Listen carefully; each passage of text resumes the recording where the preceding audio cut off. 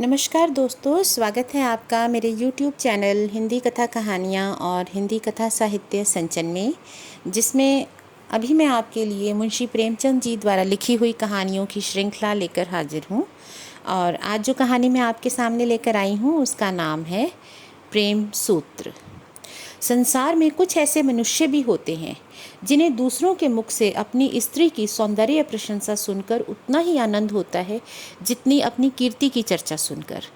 पश्चिमी सभ्यता के प्रसार के साथ ऐसे प्राणियों की संख्या बढ़ती जा रही है।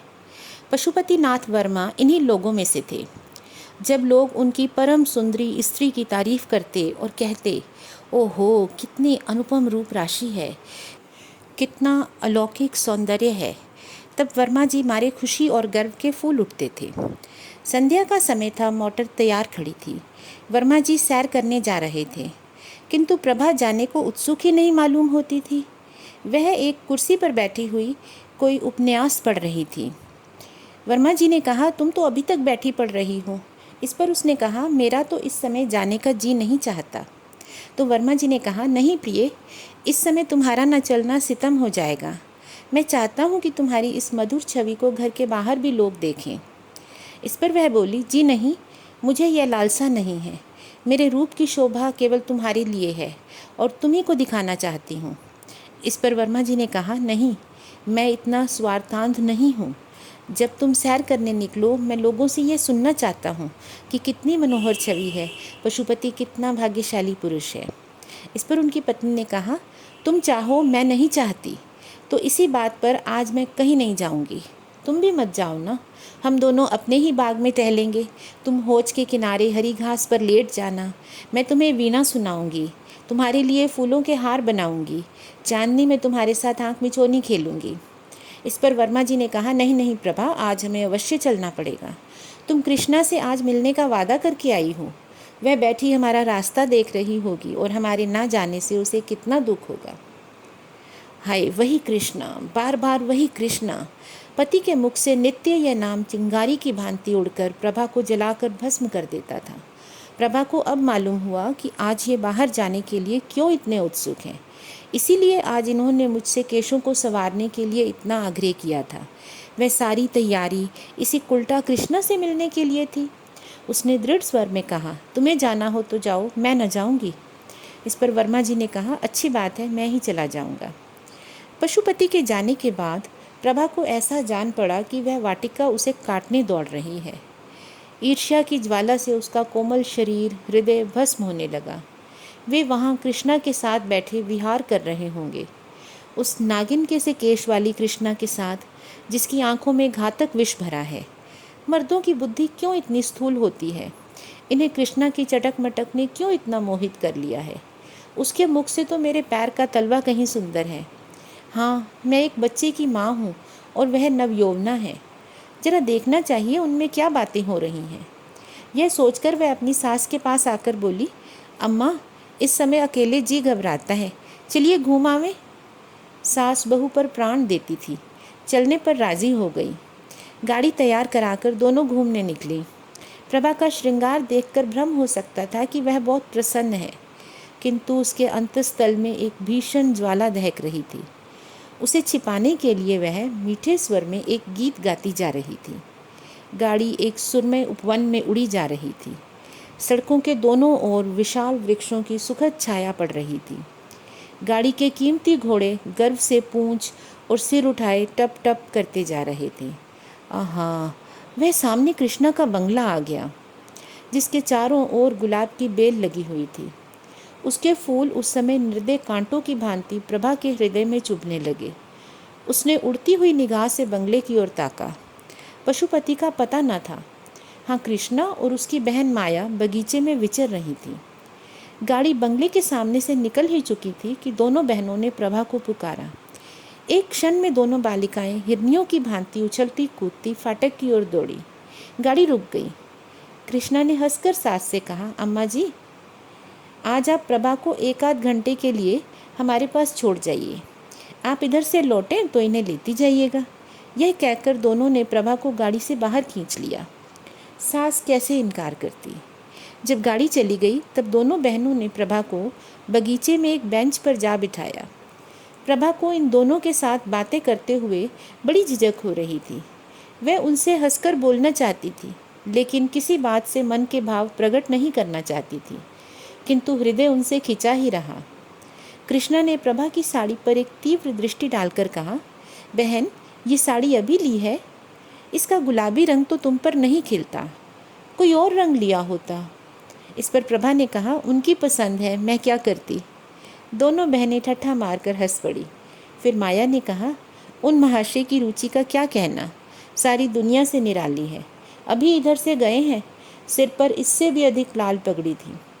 सहसा पशुपति भी सैर से निकलता हुआ सामने से आ पहुंचा। प्रभा को दोनों बहनों के साथ देखकर उसके जी में आया कि मोटर रोक ले। वह अकेले इन दोनों से मिलना शिष्टाचार के विरुद्ध समझता था, इसलिए वह प्रभा को अपने साथ लाना चाहता था। जाते समय वह बहुत साहस करने पर भी मोटर से न उतर सका, पर प्रभा को वहाँ देखकर इस सुअवसर का लाभ उठाने की उसकी बड़ी इच्छा हुई। लेकिन दोनों बहनों की हास्य ध्वनि सुनकर वह संकोचवश न उतरा।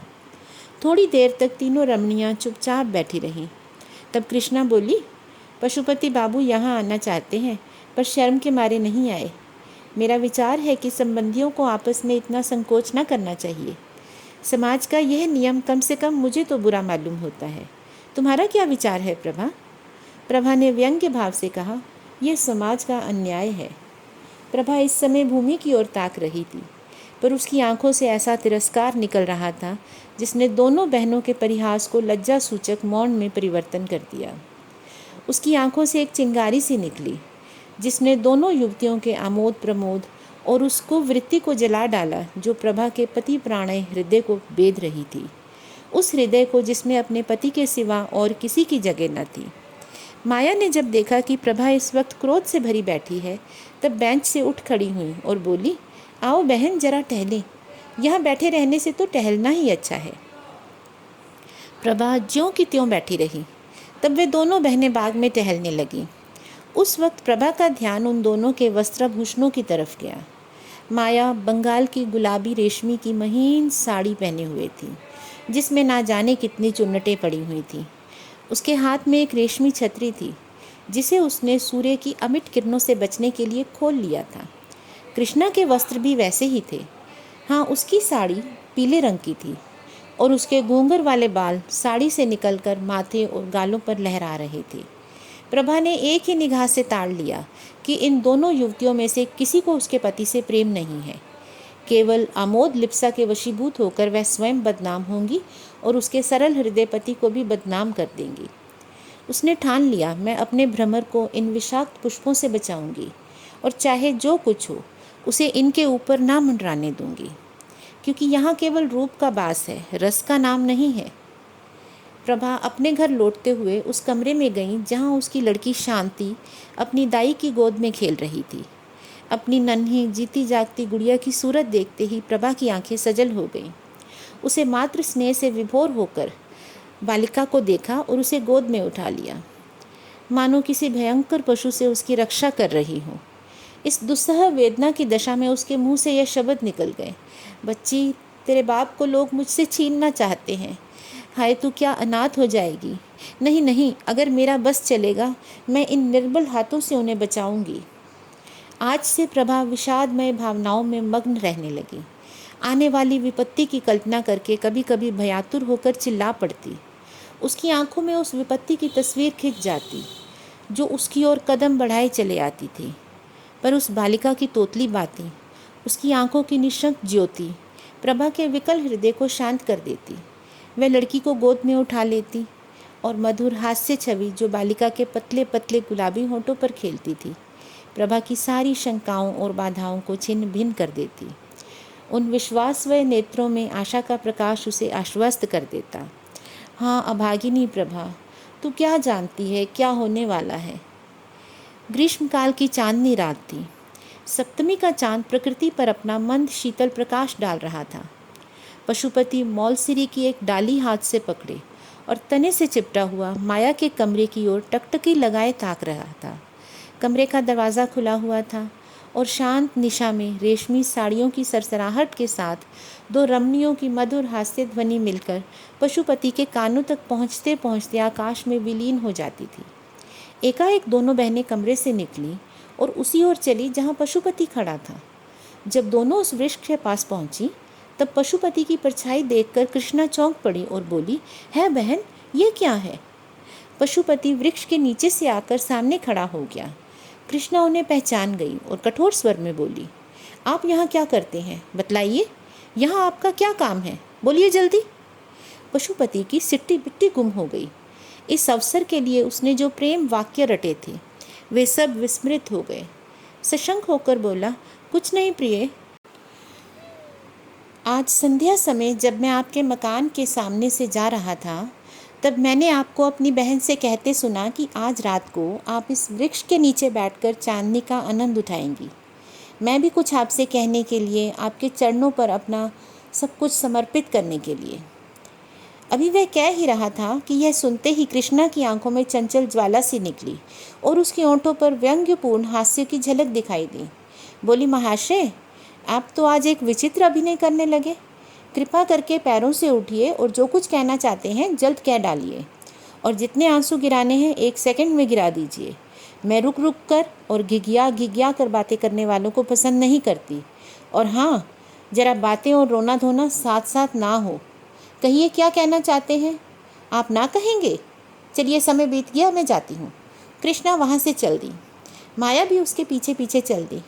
पशुपति एक क्षण तक तो वहाँ खड़ा रहा, फिर वह भी उनके पीछे पीछे चलने लगा, मानो वह सुई है जो चुंबक के आकर्षण से आप ही आप खिंची चली जाती है। सहसा कृष्णा रुक गई और बोली, सुनिए पशुपति बाबू, आज संध्या समय प्रभा की बातों से मालूम हो गया कि उन्हें आपका और मेरा मिलना जुलना बिल्कुल नहीं भाता।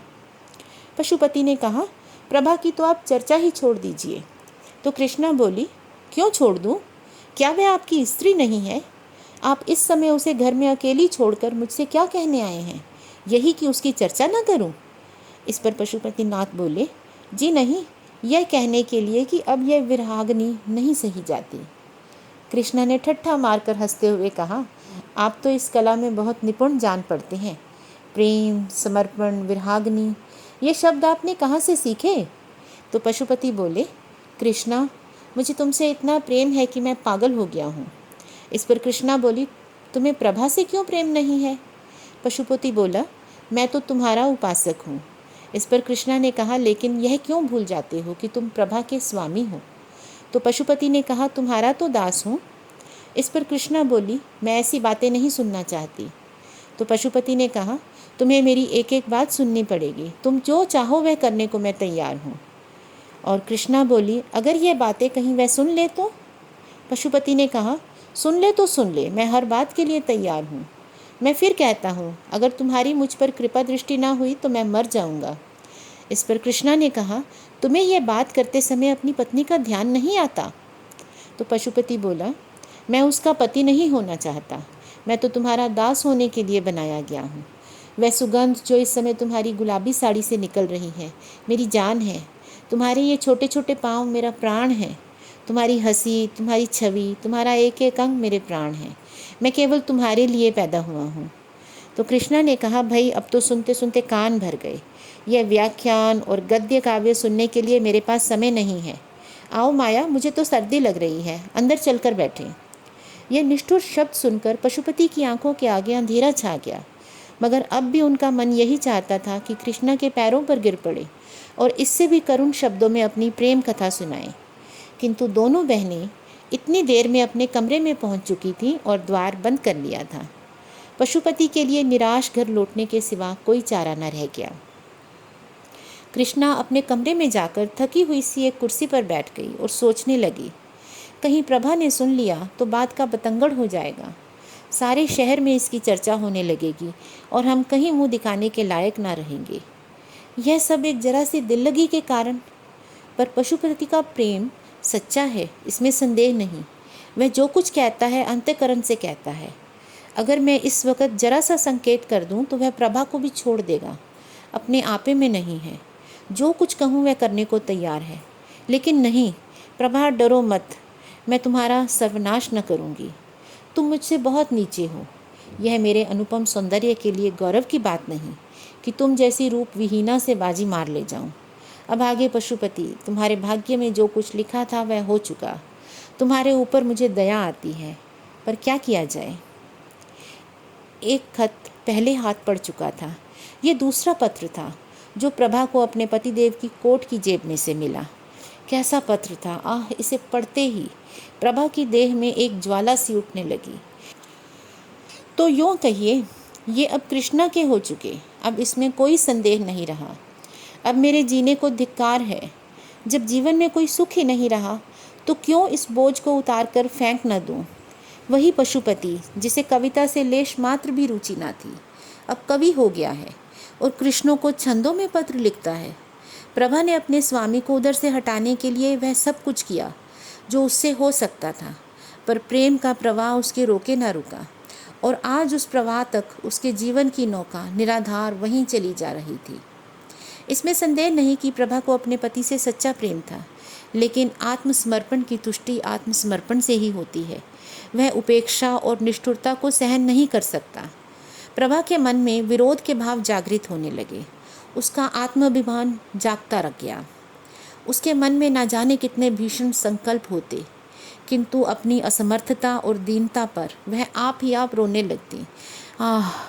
उसका सर्वस्व उससे छीन लिया गया और अब संसार में उसका कोई मित्र नहीं, कोई साथी नहीं। पशुपति आजकल नित्य बनाव सवार में मग्न रहता, नित्य नए नए सूट बदलता। उसे आईने के सामने अपने बालों को संवारते देखकर प्रभा की आंखों से आंसू बहने लगते। यह सारी तैयारी उस दुष्ट के लिए हो रही है। यह चिंता जहरीले सांप की भांति उसे डस लेती थी। वह अब अपने पति की हर बात को, हर गति को सूक्ष्म दृष्टि से देखती। कितनी ही बातें जिन पर उसका पहले ध्यान ही ना होता था, अब रहस्य से भरी हुई जान पड़ती। वह रात को न सोती, कभी पशुपति की जेब टटोलती, कभी उसकी मेज पर रखे पत्रों को पढ़ती। इसी टोह में वह रात दिन पड़ी रहती। वह सोचने लगी, मैं क्यों प्रेम वंचिता बनकर रहूं? क्या मैं प्राणेश्वरी नहीं बन सकती? क्या इसे प्रत्यक्ता बनकर ही काटना होगा? आह, निर्दयी, तूने मुझे धोखा दिया, मुझसे आंखें फेर लीं, पर सबसे बड़ा अनर्थ यह किया कि मुझे जीवन भर का कलुषित मार्ग दिखा दिया। मैं भी विश्वासघात करके, तुझे धोखा देकर क्या कलुषित प्रेम का आनंद नहीं उठा सकती? अश्रुधारा से सींच कर ही सही, पर क्या अपने लिए कोई वाटिका नहीं लगा सकती? वह सामने के मकान में घुंघराले बालों वाला युवक रहता है और जब मौका पाता है मेरी ओर सचेष्ट नेत्रों से देखता है। क्या केवल एक प्रेम कटाक्ष से मैं उसके हृदय पर अधिकार नहीं कर सकती? अगर मैं इस भांति निष्ठुरता का बदला लूं तो क्या अनुचित होगा? आखिर मैंने अपना जीवन अपने पति को किस लिए सौंपा था? इसलिए ताकि सुख से जीवन व्यतीत करूं, चाहूं और चली जाऊं और इस प्रेम साम्राज्य की अधीश्वर बनी रहूं। मगर ये सारी अभिलाषाएं धूल में मिट गईं। अब मेरे लिए क्या रह गया है? आज यदि मैं मर जाऊं तो कौन रोएगा? नहीं नहीं, यहाँ तो घी के चिराग जलाए जाएंगे। कृष्णा हंसकर कहेगी, अब बस हम हैं और तुम, हमारे बीच में कोई बाधा, कोई कटंक नहीं है। आखिर प्रभा इन कलुषित भावनाओं के प्रवाह में बह चली। उसके हृदय में निद्रा और आशाविहीन रातों को बड़े प्रबल वेग से यह तूफान उठने लगा। प्रेम तो वह अब किसी अन्य पुरुष से ना कर सकती थी। यह व्यापार तो जीवन में एक बार होता है, लेकिन वह प्राणेश्वरी अवश्य बन सकती थी और उसके लिए एक मधुर मुस्कान, एक बांकी निगाह काफ़ी थी। और जब वह किसी की प्रेमिका हो जाएगी तो यह विचार कि मैंने अपने पति से उसकी बेवफाई का बदला ले लिया कितना आनंदप्रद होगा। तब वह उसके मुख की ओर कितने गर्व, कितने संतोष और कितने उल्लास से देखेगी। संध्या का समय था। पशुपति सैर करने गया था। प्रभा कोठे पर चढ़ गई और सामने वाले मकान की ओर देखा। घुंघराले बालों वाला युवक उसके कोठे की ओर ही ताक रहा था। प्रभा ने आज पहली बार उस युवक की ओर मुस्कुरा कर देखा। युवक भी मुस्कुराया और अपनी गर्दन झुकाकर मानो यह संकेत किया कि आपकी प्रेम दृष्टि का भिखारी हूँ। प्रभा ने गर्व से भरी हुई दृष्टि इधर उधर दौड़ाई, मानो वह पशुपति से कहना चाहती थी, तुम उस उल्टा के पैरों में पड़ते हो और समझते हो कि मेरे हृदय को चोट नहीं लगती। लो तुम भी देखो, अपने हृदय पर चोट न लगने दो। तुम उसे प्यार करो और मैं भी इससे हंसूं बोलूं। क्यों? यह अच्छा नहीं लगता? इस दृश्य को शांत चित्त से नहीं देख सकते? क्यों रक्त खोलने लगता है? मैं वही तो कर रही हूँ जो तुम कर रहे हो। ओह, यदि पशुपति को ज्ञात हो जाता कि मेरी निष्ठुरता ने इस सती के हृदय की कितनी काया पलट कर दी है, तो क्या उसे अपने कृत्य पर पश्चाताप न होता? क्या वह अपने किए पर लज्जित न होता? फिर प्रभा ने उस युवक को इशारे से कहा, आज हम और तुम पूर्व वाले मैदान में मिलेंगे, और कोठे से नीचे उतर आई। प्रभा के हृदय में इस समय एक वही उत्सुकता थी जिसमें प्रतिकार का आनंद मिश्रित था। वह अपने कमरे में जाकर अपने चुने हुए आभूषण पहनने लगी। एक क्षण में वह एक फालसाई रंग की रेशमी साड़ी पहने कमरे से निकली और बाहर जाना ही चाहती थी कि शांता ने पुकारा, अम्मा जी, आप कहाँ जा रही हैं? मैं भी आपके साथ चलूँगी। प्रभा ने झट बालिका को गोद में उठा लिया और उसे छाती से लगाते ही उसके विचारों ने पलटा खाया। उन बाल नेत्रों में उसके प्रति कितना असीम विश्वास, कितना सरल स्नेह, कितना पवित्र प्रेम झलक रहा था। उसे उस समय माता का कर्तव्य याद आया। क्या उसकी प्रेमाकांक्षा उसके वात्सल्य भाव को कुचल देगी? क्या वह प्रतिकार की प्रबल इच्छा पर अपने मातृ कर्तव्य को बलिदान कर देगी? क्या वह अपने क्षणिक सुख के लिए उस बालिका का भविष्य, उसका जीवन धूल में मिला देगी? नहीं। प्रभा की आंखों से आंसू की 2 बूंद गिर पड़ी। उसने कहा, नहीं, कदापि नहीं। मैं अपनी प्यारी बच्ची के लिए सब कुछ सह सकती हूँ। 1 महीना गुजर गया। प्रभा अपनी चिंताओं को भूल जाने की चेष्टा करती थी, पर पशुपति नित्य किसी न किसी बहाने से कृष्णा की चर्चा किया करता। कभी कभी हंसकर कहता, प्रभा, अगर तुम्हारी अनुमति हो तो मैं कृष्णा से विवाह कर लूँ। प्रभा इसके जवाब में रोने के सिवा और क्या कर सकती थी। आखिर एक दिन पशुपति ने उसे विनयपूर्ण शब्दों में कहा, क्या कहूँ प्रभा, उस रमणी की छवि मेरी आंखों से नहीं उतरती। उसने मुझे कहीं का ना रखा। यह कहकर उसने कई बार अपना माथा ठोका। प्रभा का हृदय करुणा से द्रवित हो गया। उसकी दशा उस रोगी की सी थी जो ये जानता था कि मौत उसके सिर पर खेल रही है, फिर भी उसकी जीवन लालसा दिन पर दिन बढ़ती जा रही थी। प्रभा इन सारी बातों पर भी अपने पति से प्रेम करती थी और स्त्री सुलभ स्वभाव के अनुसार कोई बहाना खोजती थी कि उसके अपराधों को भूल जाए और उसे क्षमा कर दे। एक दिन पशुपति बड़ी रात गए घर आया और रात भर नींद में कृष्णा कृष्णा करता रहा। प्रभा ने अपने प्रियतम का यह आर्तनाद सुना और सारी रात चुपके चुपके रोती रही। प्रातःकाल वह पशुपति के लिए दूध का प्याला लिए खड़ी थी और वह उसके पैरों पर गिर पड़ा। बोला, प्रभा, मेरी तुमसे एक विनय है, तुम ही मेरी रक्षा कर सकती हो, नहीं तो मैं मर जाऊंगा। मैं जानता हूँ यह सुनकर तुम्हें बहुत कष्ट होगा, लेकिन मुझ पर दया करो। मैं तुम्हारी इस कृपा को कभी न भूलूंगा, मुझ पर दया करो। प्रभा कांपने लगी। पशुपति क्या कहना चाहता है, यह उसका दिल साफ बता रहा था। फिर भी वह भयभीत होकर पीछे हट गई और दूध का प्याला मेज पर रखकर अपने पीले मुख को कांपते हुए हाथों से छुपा लिया। प्रभापति ने फिर भी सब कुछ कह ही डाला। लालसाग्नि अब अंदर न रह सकती थी, उसकी ज्वाला बाहर निकल पड़ी। तात्पर्य यह था कि पशुपति ने कृष्णा के साथ विवाह करने का निश्चय कर लिया था और वह उसे दूसरे घर में रखेगा। प्रभा के साथ 2 रात और 1 रात उसके यहाँ रहेगा। यह बातें सुनकर प्रभा रोई नहीं, वरन स्तंभित सी होकर खड़ी हो गई। उसे यह मालूम हुआ उसके गले में कोई चीज़ अटकी हुई है और वह सांस नहीं ले सकती। पशुपति ने फिर कहा, प्रभा, तुम नहीं जानती कि जितना प्रेम तुमसे मुझे आज है उतना पहले कभी न था। मैं तुमसे अलग नहीं हो सकता। मैं जीवन पर्यंत तुम्हें इसी प्यार के साथ रखूँगा। पर कृष्णा मुझे मार डालेगी। केवल तुम ही मेरी रक्षा कर सकती हो। मुझे उसके हाथ मत छोड़ो प्रिय। अभागिनी प्रभा, अभागिनी प्रभा, तुझसे पूछ पूछ कर तेरी गर्दन पर छुरी चलाई जा रही है। तू गर्दन झुका देगी या आत्मगौरव से सर उठाकर कहेगी, मैं यह नीच प्रस्ताव नहीं सुन सकती। प्रभा ने इन बातों में से एक भी ना की। वह अचेत होकर भूमि पर गिर पड़ी। जब होश आया तो कहने लगी, बहुत अच्छा, जैसी तुम्हारी इच्छा, लेकिन मुझे छोड़ दो, मैं अपनी माँ के घर जाऊँगी। मेरी शांता मुझे दे दो। यह कहकर वह रोती हुई वहाँ से शांता को लेने चली गई और उसे गोद में लेकर कमरे से बाहर निकली। पशुपति लज्जा और ग्लानि से सिर झुकाए उसके पीछे पीछे आता रहा और कहता रहा, जैसी तुम्हारी इच्छा हो प्रभा, वह करो। और मैं क्या कहूँ, किंतु मेरी प्यारी प्रभा, वादा करो कि तुम मुझे क्षमा कर दोगी।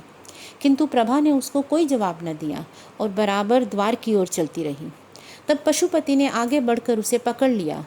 उसके मुरझाए हुए अश्रु सिंचित कपोलों को चूम चूम कर कहने लगा, प्रिय, मुझे भूल न जाना, तुम्हारी याद मेरे हृदय में सदैव बनी रहेगी। अपनी अंगूठी मुझे देती जाओ, मैं इसे तुम्हारी निशानी समझ कर रखूँगा और उसे हृदय से लगाकर इस दाह को शीतल करूँगा। ईश्वर के लिए प्रभा मुझे छोड़ना मत, मुझसे नाराज़ ना होना। 1 सप्ताह के लिए अपनी माता के पास जाकर रहो, फिर मैं तुम्हें जाकर लाऊंगा। प्रभा ने पशुपति के कर पाश से अपने को छुड़ा लिया और अपनी लड़की का हाथ थामे गाड़ी की ओर चली गई। उसने पशुपति को ना कोई उत्तर दिया और ना ये सुना कि वह क्या कह रहा है। अम्मा, आप क्यों हंस रही हैं? कुछ तो नहीं बेटी, यह पीले पीले पुराने कागज़ क्या है तुम्हारे हाथ में? ये उस ऋण के पुर्जे हैं जो वापस नहीं मिला। ये तो पुराने खत मालूम होते हैं। नहीं बेटी, अब काफ़ी समय बीत चुका था और प्रभा की बेटी 14 साल की युवती हो चुकी थी। और बात यह थी कि प्रभा अपनी 14 वर्ष की युवती के सामने सत्य का पर्दा न खोलना चाहती थी। हाँ, वे कागज़ वास्तव में एक ऐसे कर्ज के पुर्जे थे जो वापस ना मिला। ये वही पुराने पत्र थे जो आज एक किताब में रखे हुए मिले थे और ऐसे फूल की पंखुड़ियों की भांति दिखाई देते थे जिनका रंग और गंध किताब में रखे रखे उड़ गई हो। तथापि वे सुख के दिनों की याद दिला रहे थे और इस कारण प्रभा की दृष्टि में वे बहुमूल्य थे। शांता समझ गई कि अम्मा कोई ऐसा काम कर रही हैं जिसकी खबर मुझे नहीं करना चाहती, और इस बात से प्रसन्न होकर कि मेरी दुखी माता आज अपना शोक भूल गई है और जितनी देर वह इस आनंद में मगन रहे उतना ही अच्छा है, वह एक बहाने से बाहर चली गई। प्रभा जब कमरे में अकेली रह गई तो उसने उन पत्रों को फिर पढ़ना शुरू किया। इन 14 वर्षों में क्या कुछ नहीं बीत गया। इस समय उस वीरानी के हृदय में कितनी ही पूर्व स्मृतियाँ जागृत हो गईं, जिन्होंने हर्ष और शोक के स्रोत एक साथ खोल दिए। प्रभा के चले जाने के बाद पशुपति ने बहुत चाहा कि कृष्णा से उसका विवाह हो जाए, पर वह राजी ना हुई। इसी नैराश्य और क्रोध की दशा में पशुपति एक कंपनी का एजेंट होकर यूरोप चला गया। पर तब फिर उसे प्रभा की याद आई। कुछ दिनों तक उसके पास से क्षमा प्रार्थना पूर्ण पत्र आते रहे, जिनमें वह बहुत जल्द घर आकर प्रभा से मिलने के वादे करता रहा और प्रेम के इस नए प्रवाह में पुरानी कटुताओं को जलमग्न कर देने के आशामय स्वप्न दिखाता रहा। पति परायणा प्रभा के संतप्त हृदय में फिर आशा की हरियाली जागने लगी। मुरझाई हुई आशा लताएं फिर पल्लवित होने लगी। किंतु यह भी भाग्य की एक क्रीड़ा ही थी। थोड़े ही दिनों में रसिक पशुपति एक नए प्रेम जाल में फंस गया और तब से उसके पत्र आने बंद हो गए। इस वक्त प्रभा के हाथ में वही पत्र थे जो उसके पति ने यूरोप से उस समय भेजे थे जब निराशा का घाव हरा था। कितनी चिकनी चुपड़ी बातें थीं, कैसे कैसे दिल खुश करने के वादे थे। इसके बाद ही मालूम हुआ कि पशुपति ने एक अंग्रेज़ लड़की से विवाह कर लिया है। प्रभा पर वज्र सा गिर पड़ा, उसके हृदय के टुकड़े हो गए, सारी आशाओं पर पानी फिर गया। उसका निर्बल शरीर इस आघात को सह न सका, उसे ज्वर आने लगा और किसी को उसके जीवन की आशा न रही। वह स्वयं भी मृत्यु की अभिलाषिनी थी और मालूम भी होता था कि मौत किसी सर्प की भांति उसके देह से लिपटी हुई है, लेकिन बुलाने से मौत नहीं आती। ज्वर शांत हो गया और फिर प्रभा वही आशा विहीन जीवन व्यतीत करने लगी। एक दिन प्रभा ने सुना कि पशुपति यूरोप से लौट आया है और वह यूरोपीय स्त्री उसके साथ नहीं है, बल्कि उसके लौटने का कारण वही स्त्री थी। वह औरत 12 साल तक उसकी सहयोगिनी रही, पर एक दिन एक अंग्रेज युवक के साथ भाग गई। इस भीषण और अत्यंत कठोर आघात ने पशुपति की कमर तोड़ दी। वह नौकरी छोड़कर घर चला आया। अब तो उसकी सूरत इतनी बदल गई थी कि मित्र लोग उससे बाजार में मिलते तो उसे पहचान न पाते। मालूम होता कोई बूढ़ा कमर झुकाए चला आ रहा है। उसके बाल तक सफ़ेद हो गए थे। घर आकर पशुपति ने एक दिन शांता को बुला भेजा। इस तरह शांता उसके घर आने जाने लगी।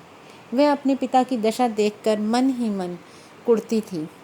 इसी बीच में शांता के विवाह के संदेश आने लगे, लेकिन प्रभा को अपने वैवाहिक जीवन में जो अनुभव हुआ था वह उन संदेशों को लौटाने पर मजबूर करता था।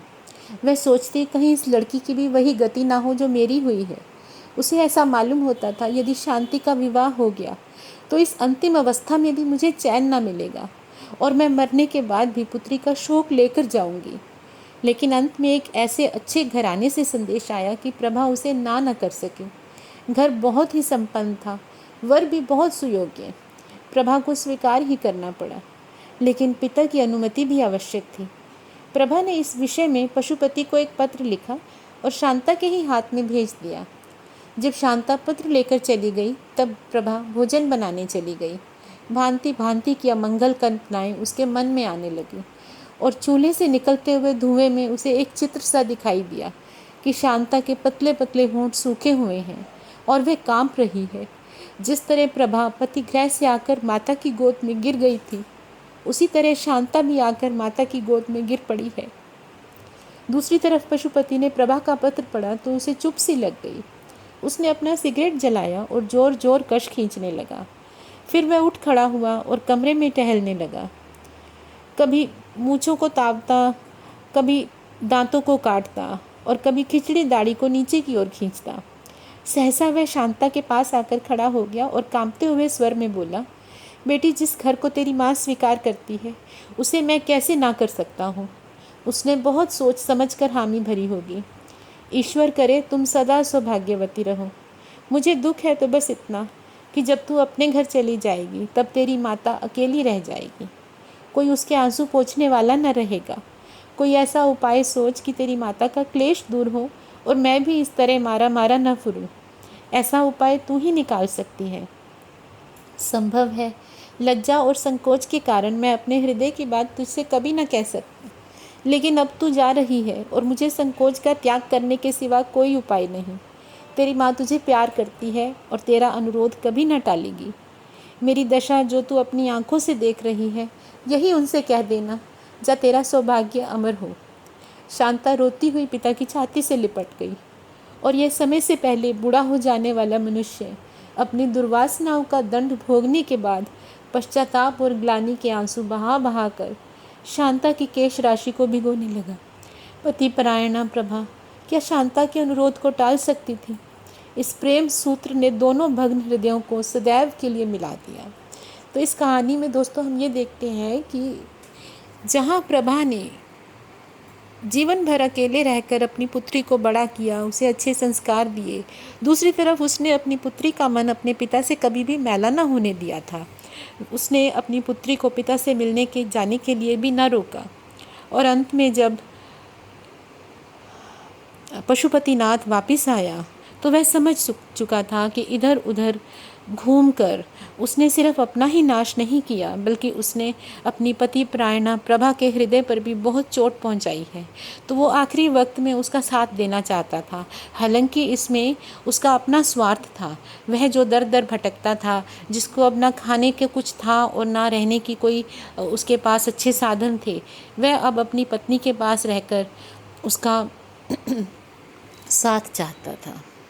आपको क्या लगता है दोस्तों, प्रभा ने पशुपतिनाथ को माफ़ करके और उसके साथ रहकर सही किया या नहीं? जहाँ तक मुझे लगता है शायद उसने सही किया, क्योंकि वो अभी भी अपने पति को हृदय से चाहती थी। वह उसको तब भी चाहती थी जब वह यूरोप से उसे पत्र लिख रहा था।